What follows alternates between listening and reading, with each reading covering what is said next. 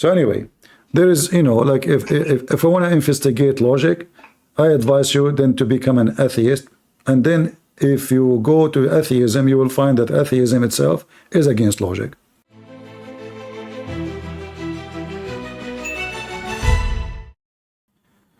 All right, we have Mar.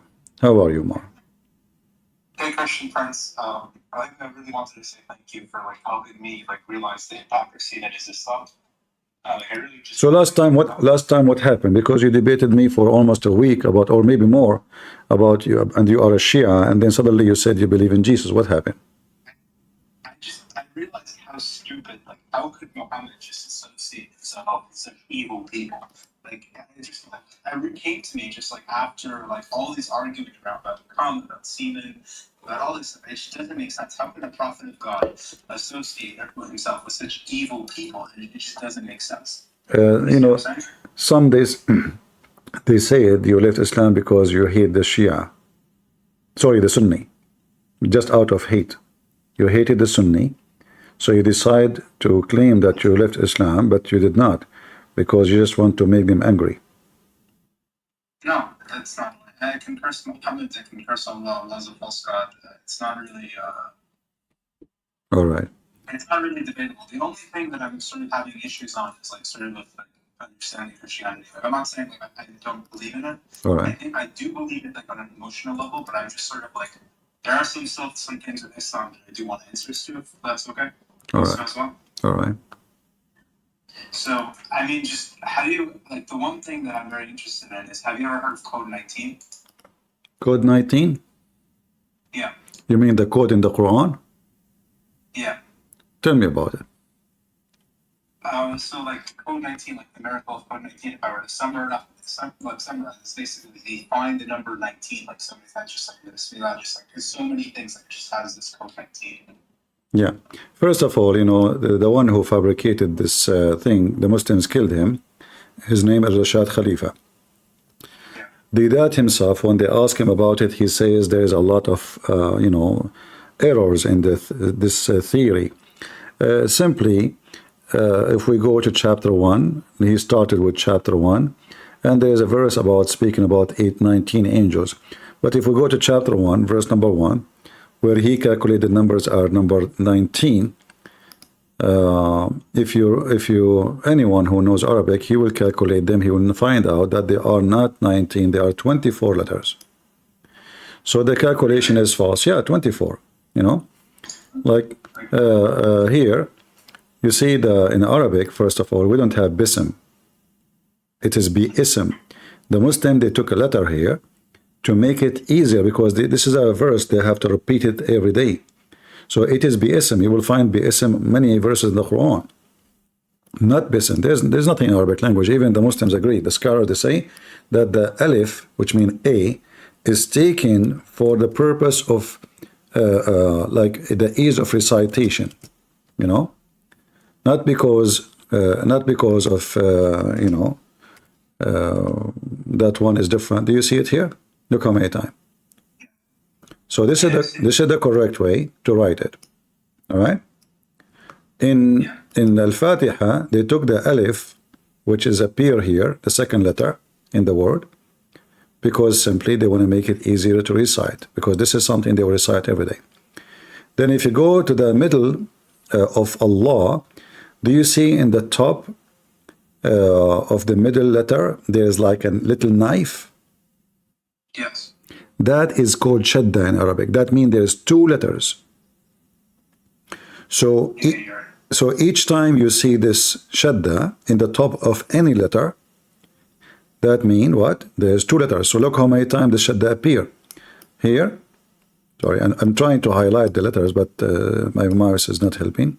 No, I cannot. No, I cannot. But look, is my mouse showing you in the screen? Yeah. All right. So here I'm pointing my mouse. Here you will see the shadda. Then here you see the shadda again. And here you see the shadda again. 3 shadda, that means what? Every letter become what? Twice. So the 3 letters become 6 letters. So 1 letter here is being taken off. The 19 became 20. 1 letter here is taken off. that became 21. One letter taken off, 22. One letter here in Ra taken off, 23. However, if you look at the word Rahman, do you see here something small like a dagger in the top of the letter, on the top of the word? Yeah. That is an alif. That is a letter. This is 24. All right, guys. Leave your comment. At least few comment. Come on. Don't be stingy. Stingy hand. And don't forget to give us a like. I like. Even though nobody like me. Thank you. So all the thing is just a fiction, and then the Muslims, they claim that it's mentioned about 19, like there's a verse says Tis'ata Ashar, which this is where he supposedly get his inspiration. So he made this theory based on it. Chapter 74, verse number 30. Over it, there are 19. This is not Muhammad saying that. This is supposedly the Jews. Muhammad, he confirmed what the Jews says. So the Jews ask Muhammad, how many over it, which mean in charge of hell? Muhammad, he searched, he found the Jews, they believe in that according to the Muslims. But me, myself, I could not really find where it says such a thing. But the Muslims, in their interpretation, they say this was a response to the Jews to confirm that he have knowledge of their books. And this is why he said, on it is number 19. Then the Muslim, they made a story about number 19. Yeah, that makes sense. Also, one more thing I wanted to ask you.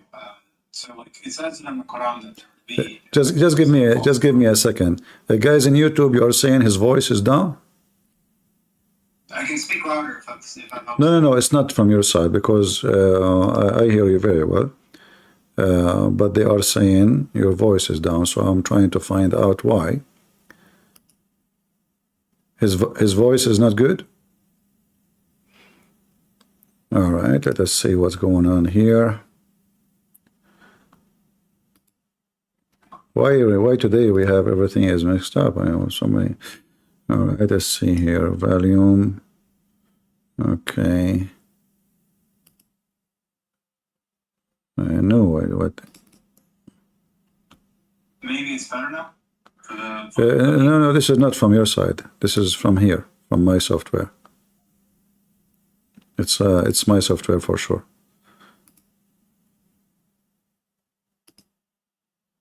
Well, anyways, like, one more thing I was curious about. All right. Can I speak now? Okay, go ahead.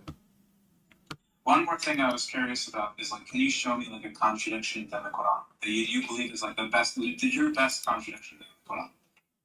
Like, for instance, I believe there can be, like, one or two contradictions because, like, it's written only, like, saying there's no contradictions is a bid'ah. Because, like, fundamentally it says that there is going to be some contradictions in the Quran, which is not a lot. There's going to be, there can only not be many contradictions. But can you just show me, like, one or two, like, very important ones that you think? Well, I cannot show you the best because all of them they are the best, because one contradiction doesn't matter what it is, proving that Allah is not God. You know what I mean? So when I say the best, that will not make too much sense, because if the Quran itself said, the rule says, if this is a book made by other than Allah, you will find in it a lot of contradiction, correct? Yes. All right. So one contradiction is enough to prove the point. There's no need for many. Too many doesn't make any difference. Too little doesn't make any difference. Because at the end of the day, it is, you know, it's a stupid book. And the Quran set the rule. Yeah. All right. So like one verse, you know, says Allah created the earth first. One verse, Allah says He created the mountain first. And then the other verse is saying the first Allah He created was the sky. He finished the sky.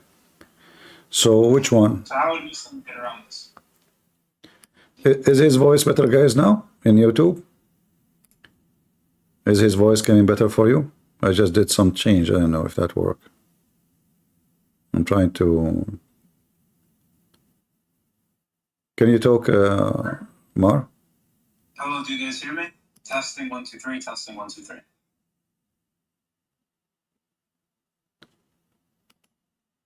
Do you hear me? Still low? I don't know what to do today. Oh, I don't know. What's happening? Huh? Maybe I should restart my computer. Somebody did the black magic for me? Huh? It must, the work of the Jews. it must be a Jewish female, not only a Jew. You know? Yeah. Yeah, so anyway, all contradiction is contradiction, small, big, you know. Like it's like saying to you, you are you have a small lie, but you are God. You know, God should not lie. You know, God, we say the truth. So if we prove that God is a liar, that means God is a liar. That's it. There is no way God, He is God. In the Bible, like that you feel like can't be reconciled. You know, I've been asked all kinds of questions about so-called contradiction, but a person who have knowledge, he will not find any contradiction. Like as an example, the age of a king. Abraham's father is an idolater in one verse, and in another verse it says that Abraham's father only led people to idolatry, as in like not only. Sorry, I did not hear you. What? Say again. What about the verse? The one verse says that Abraham's father was an idolater. He explicitly worshipped idols. And the other one says that I believe it's in the New Testament. It says that only Abraham's father was an idolater. No, only his father led people to idolatry as opposed to being an idolater himself. You see, like if you read my book, you will find one page giving more details, one page giving less details, because already I repeated the story. So the Bible does not need to repeat the same story twice. People, they knew. So this is not a contradiction. This is less details and more details.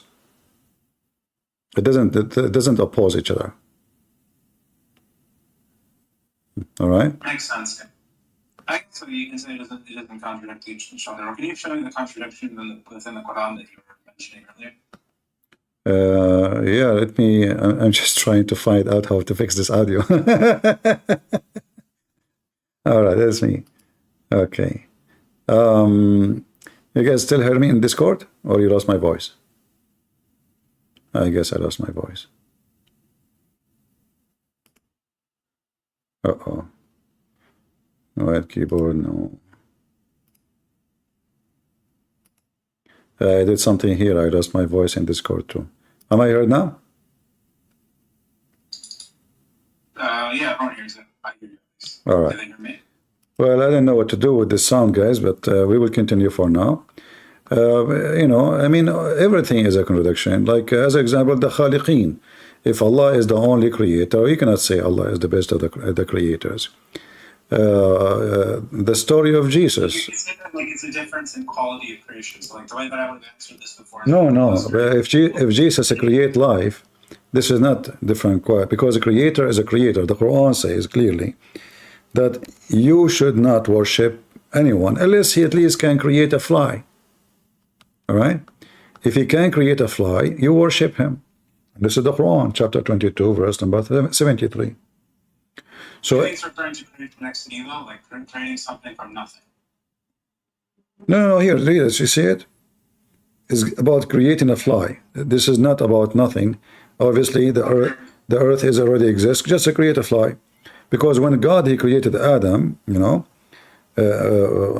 Adam was not the first thing he created, right?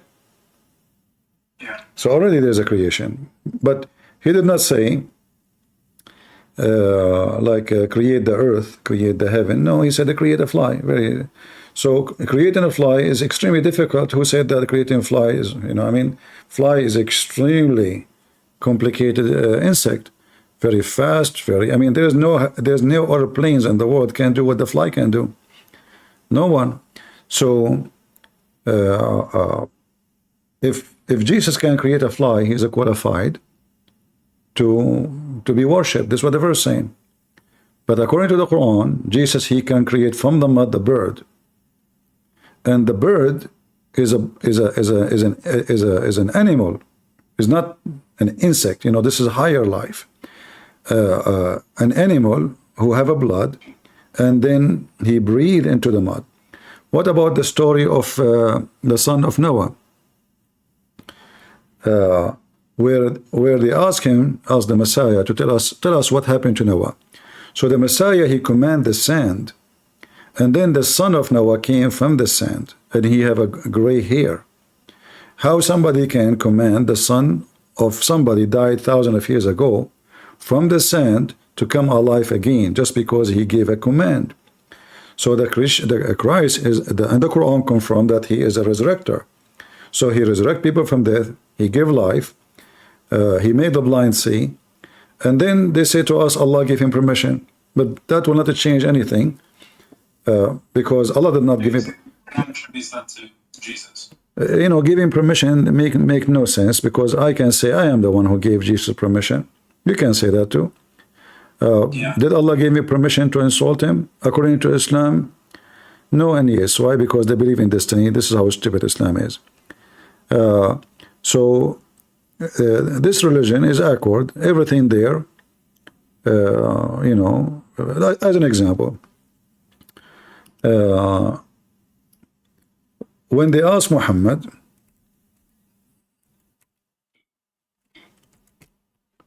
they asked him a question about him being a messenger. They asked him, how come those angels don't come to us? Look what Muhammad said in chapter 17, verse number 95. If they were angels on earth, walking around in peace, we would have sent down to them from heaven angels as messengers. Okay, so what do you understand from this more? So basically you're just saying that in regards to, like, wait, can you repeat that? I don't think I understood. If they were, you see the screen, right? Yeah. All right. So even if angels on earth walking around in peace, we would have sent down to them from heaven, and that's the angel messenger. Okay. So the reason Allah is not sending angels as messengers, because the one who live in the earth are not angels. So angels will be sent only to angels. This is what it says, correct? Yeah. So how Muhammad is receiving an angel? If Allah will send only angels to angels. I think there's like a possible response. What about Mary? What about Mary? She received an angel. The Quran says one verse angel, one verse many angels. But as I said, it can be one verse more details, one verse less details. So this is about how many angels for Mary is not a contradiction. It can be about less details.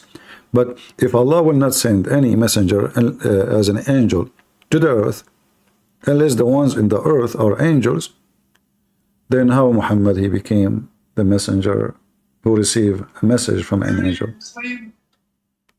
You can claim, for instance, that like angels aren't corporeal, so they're on the earth, but then that wouldn't make sense. No, according to Muslim, in fact, there is other issue. Every Muslim believe, according to Muhammad, there is two angels, one in the right shoulder and one in the left shoulder. So yes, the angels, they live in the earth. In fact, the angels who live in the earth, according to Islam, double the number of a human being, because everyone have two angels. Correct? I mean, what if the angels do have a messenger on earth? What? What if he's just saying that the angels do have a messenger on earth? I don't understand. Say again. What if you do say that the angels do have a prophet? No, but the Quran confirmed there is no such a thing, because Where? it says here, if they were, he will, which means there is none, because they ask him, how come, where is the angels, how come, read the verse before it. Nothing prevented the people from believing when guidance has come to them, except they said, did Allah send a human as a messenger? But this is false. Yeah. Because people, they believe Moses, people believe Abraham, people believe all the prophets, and this is a false statement. And when he say nothing, that means nothing. This is the only reason. Yeah. Right? But this is false. So why you say the Christians, why you say the Jews, why you say this? In fact, the Sabian, they believe in angels as gods. So the verse confirm that they will not believe unless they receive a message from an angel. So Allah is refuting them, saying, well, how I'm going to send you an angel if the one who live in the earth is a human? So I will send a human to human. Okay, wonderful. But that means Muhammad should receive revelation from God directly. He should not receive any message from an angel, for angel will deliver only to angel. I have one more question. Can you show me like the isnad for the New Testament? Well, you know what? We don't have such a thing. It's called isnad because you know the Old Testament transmitted through generations, and we have tens of thousands of manuscript. There's nothing is called isnad. We don't go by this madness. We don't. And how can you verify that any of these things? Because we have ancient manuscripts. Let's say I could write a book and you could find an ancient. No, because you see, if the ancient manuscript confirm what we have in our hand, why the Christians anyway? They wouldn't change it. Give me a reason. Are you willing to change your book? No, I don't believe it's. I'm not saying that it might have been changed. No, my friend. Time. Let us make it simple. Time does not make a difference unless people they change their religion. As an example, if I take my book from my father and I believe in the faith of my father, and he took the book from his father, so we will find out ourselves going back to 2,000 years if we are connected to the faith from the beginning. So the idea of somebody, he is a believer and he changed his book, that is stupid, unless he believes in something else like Jehovah's Witnesses. But this is a new sect. They added a letter, here, just to change like the word God, a God. So a letter, just a letter they added to make it have a different meaning. So for us, we are the last one to suspect. In the same time, we have everything written in the Bible is documented by art. Like I mentioned before, I'm against pictures and statues, etc.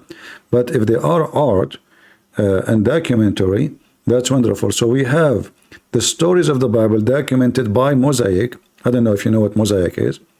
It's an art written by stones, which mean art, pictures, images made by stones, and those stones tell every story in the Bible, and they are exactly the stories we knew. Then we have historian, then we have researchers, then we have a church the most important for us, that the church is spread around the world, and if something happened in one place, they are disconnected. Like, how the church in India, as an example, an Indian church, it's very ancient, to the point it is Syriac church. How those people, they are disconnected, they are in India. There's no WhatsApp, there's no internet. So if the book spread all over and the disciple went around the world and still all of them believe in the same thing, how do you explain that to me?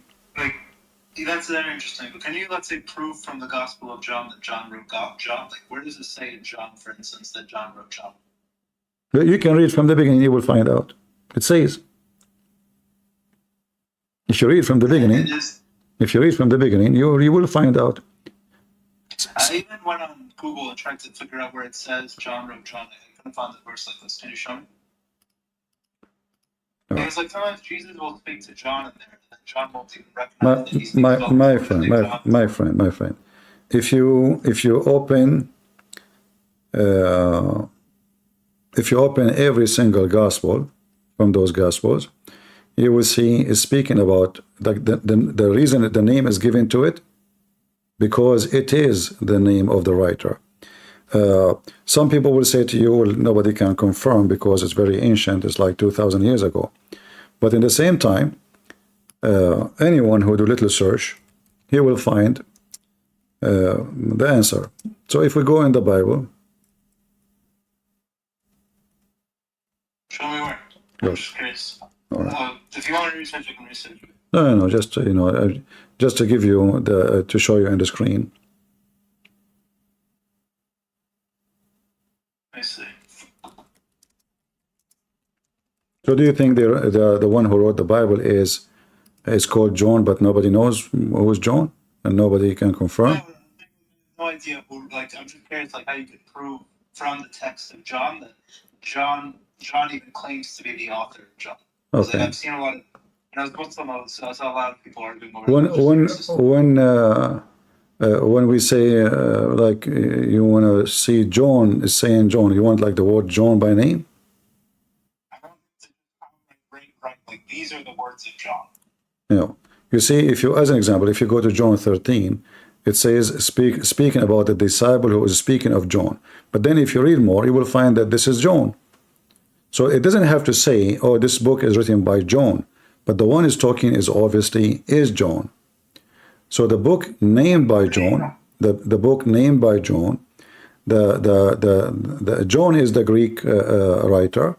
There's no other one, and all the Bible refer that the one who wrote it is John, but there's nowhere it says the name exactly. However, the reason there is no need to do so, for the one who wrote, he is known, he is not an ignorant. Everybody knows who is John. So the disciple around John, they will not ask John to write his name there. Says, well, why you don't write your name there so you tell people that you are the one who wrote? For this is not the book of John, this is the book of God. So John, he wrote it, but it's about Jesus, not about John.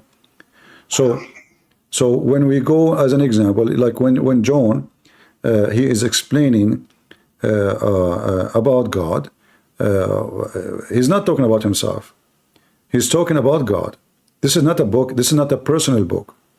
Why John he will write? Well, you know what? This is the author, because simply he is not the author. This book does not have an author. His name is John. The author of the book is God, because we believe that John is inspired, the same as the rest. But if we go as an example, you know, like if you go to Roman, you know, chapter 16, 22, it says that I am the one who wrote this letter. If we go to different, you know, like writing, like there's little here and there speaking about the ones who is writing, but the names will appear only if it is necessary, because the book is not about them. Yeah. One more So, question also. but just an advice. Yeah. Why the Christian will call it the book of John if it's not John? I don't know, a lot of times, like in ancient literature, No. you find people attributing a book to somebody other than its author. Like it's a very common practice in the ancient world. No, this is there is no way we will call it John, but it's the book of somebody else. That would be funny and silly, you know. So It happens a lot in the ancient world. You'd be surprised. That's like especially with the works of Plato. A lot of people basically took a lot of people's random works and ascribed it in the name of Plato. Same thing with like the gospel. Yeah. Like Yeah. a lot of big gospel. But you will find, you know, there's first of all, there's many ways to discover who is the writer. So, as an example, the writing of John is totally different from the writing of Paul, from the writing of Mark. John, you know, he's speaking to the Greek, so his language is a very, let us say, different. You know, the Greek people, they are philosophers. You know, it's philosophy. So right away you will see the logos, right? Why the logos is mentioned? Because this is a very well used, heavy duty word in the Greek culture. So when John he used it, we know right away that this is not Paul, this is not anyone else. This is John. For John is the eloquent writer of the Greek book, and this is why even the book Muhammad he took it. Obviously, he is copying the book of John. How we knew that? In the Quran, when speaking about the Messiah, it says that the word, the Messiah is Kalimatullah, the word of Allah sent down to Mary. Well, this is exactly what John said. And then the book of John is published around the world, and nobody question if this is John or not.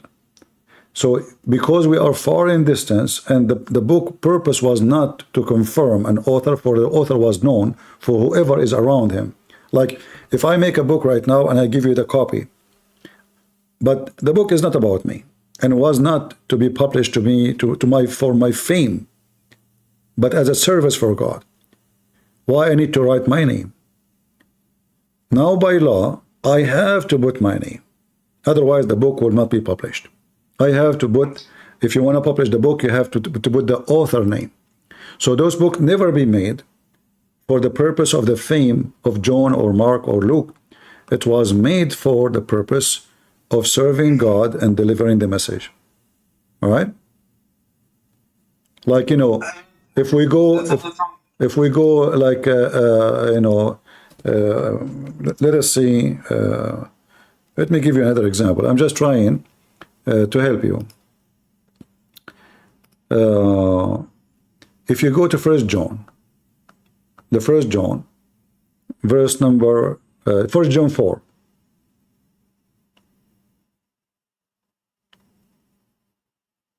Yeah.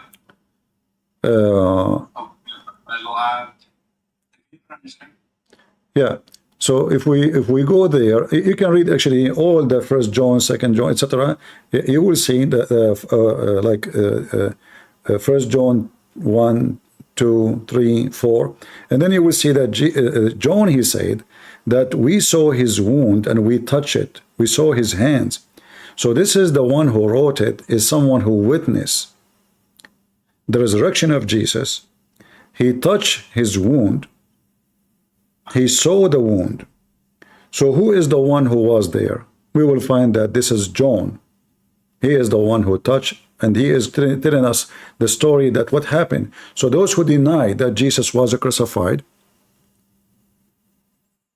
they are liars.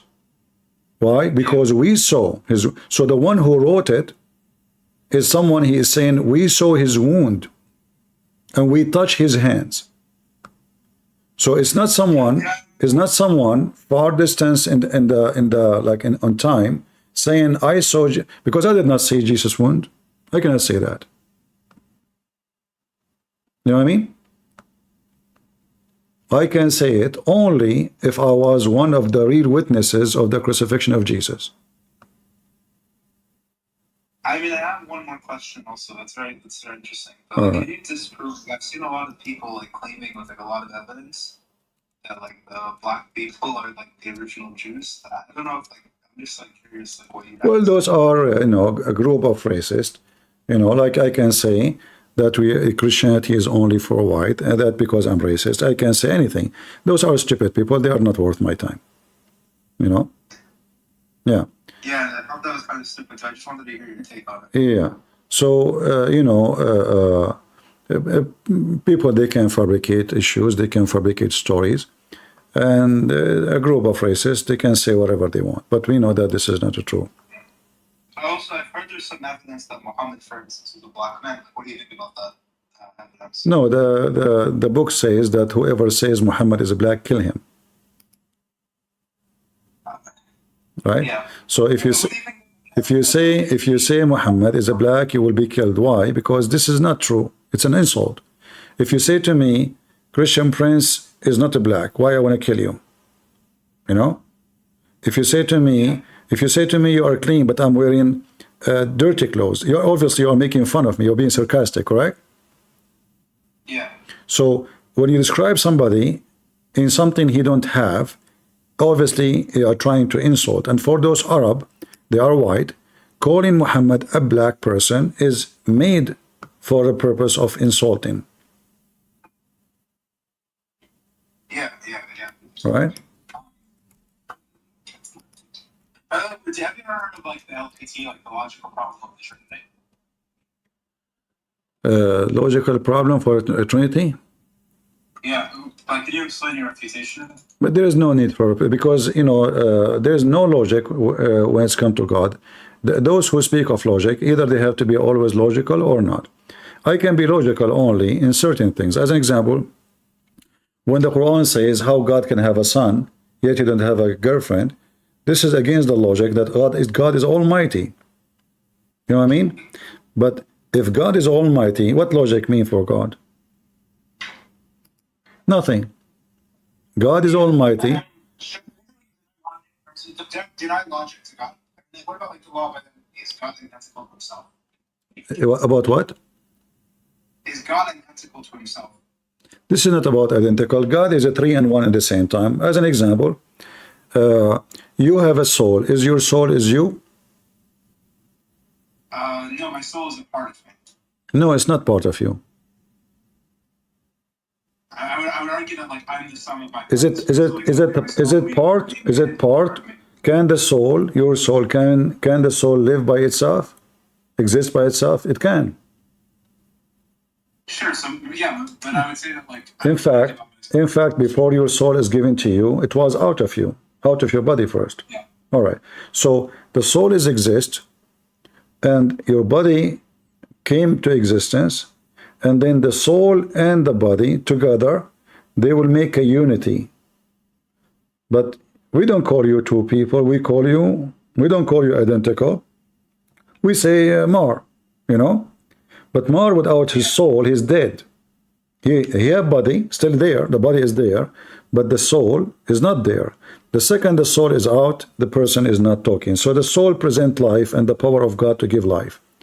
Same time, if you have soul and you have body, but you don't have conscience, which God gave to you, then neither your soul, neither your body will be able to function together, because the one who is in control to make harmony between the life and the physical action of the body is the brain, correct? Sure, I guess. So if you have a brain, you are a brain dead, which means the brain is not really dead, but it's not functioning correctly, you know, then you would die. They put you a machine to support your body, but if they take the machine, you will die. Your heart will stop, your blood will stop running. So without your brain, without your conscience, you are gone too. Can we say that your brain is different individual? No. But now we have a three. We have a three in control of you. But you are one person. If this is going to happen for a human being, if a human being, hold on. You say Jesus didn't know the hour. It's also like part of the. This is not about knowing the hour. If you read the whole chapter, you will see Jesus. He said everything about the hour. The hour announcement is the act of the Father. It's not his. The Father have a job. You see, it's like speaking about patriarch. You know what patriarch mean? The one in charge. Like in the church we have rank. It's like like in the Orthodox church they say patriarch, like the one in charge of everything. So if we have a three patriarch, and each one of them he is in charge, but three of them they are patriarch, but each one of them he have a job. So one is controlling this territory, the other one controlling that territory, and this one controlling this territory. So the three, they are working, everyone have his job. So the Messiah been given the power over the flesh, and this is his job. This is why he came to this earth. He is the judge. He is the one who forgives sin. He is the one who sent people to hell or to heaven. He is the one who will resurrect people. He is the one will do everything in this earth. The decision, hold on, the decision of the day, you know that the word Father is it's a lot of respect, correct? Yes. So when somebody wanna ask for the hand of a female in the Middle East, you don't go to the son of the father, you go to the father, correct? Yeah. Because the father is the one who is, let us say, the author. He is the Lord of the family. So the father is the one who will deliver the command.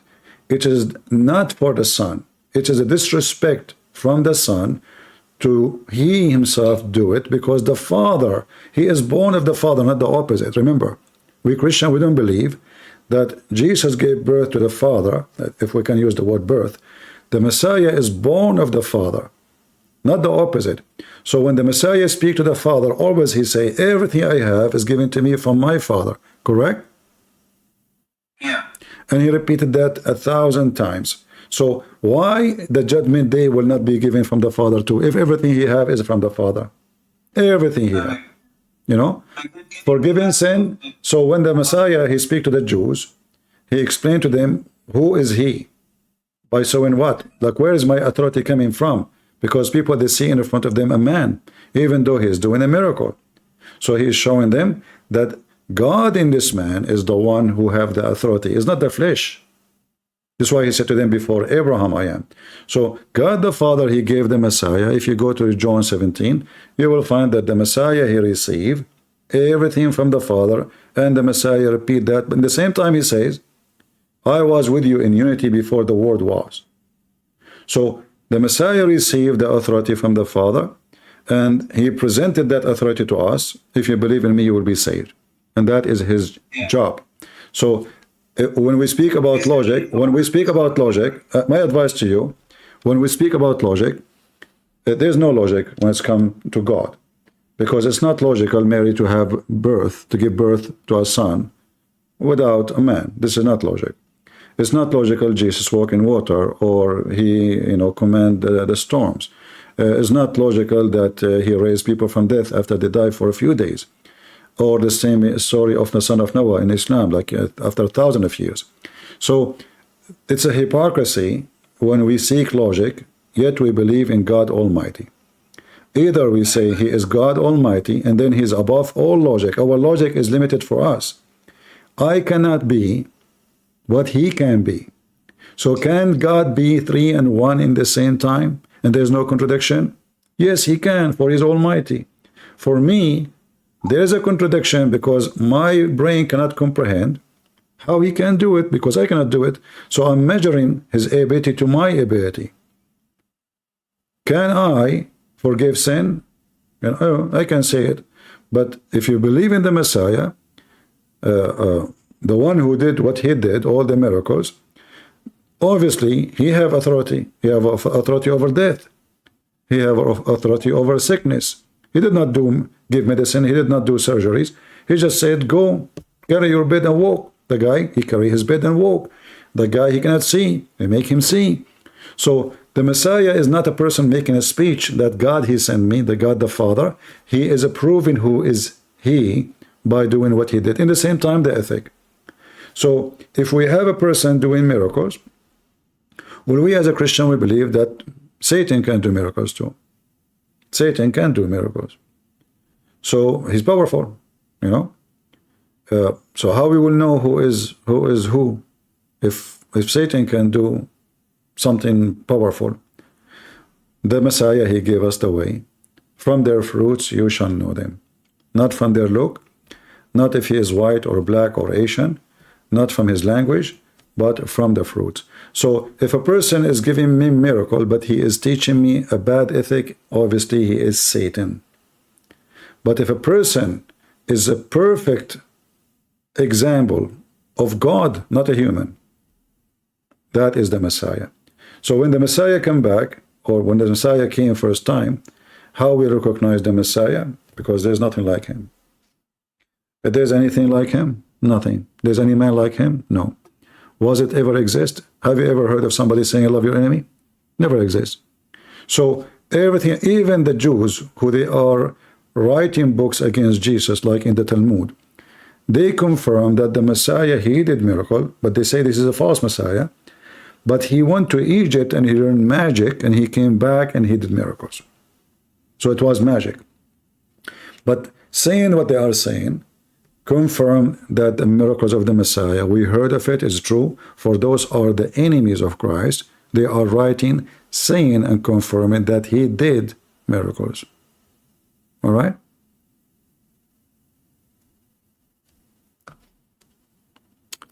All right, I think he is gone. Yeah. So anyway, there is, like if I want to investigate logic, I advise you then to become an atheist. And then if you go to atheism, you will find that atheism itself is against logic. So logic is only when God, he go against himself, we can use it. All right, guys. Feel free to download the video, share the debate with everybody, and don't forget to give us a comment. God is good, so is Jesus, and victory to him and in his name. Amen. See ya. I'm a Christian Prince, and I approve this message potato.